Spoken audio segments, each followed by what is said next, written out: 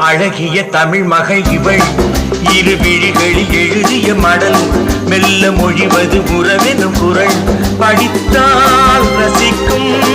கனிபோ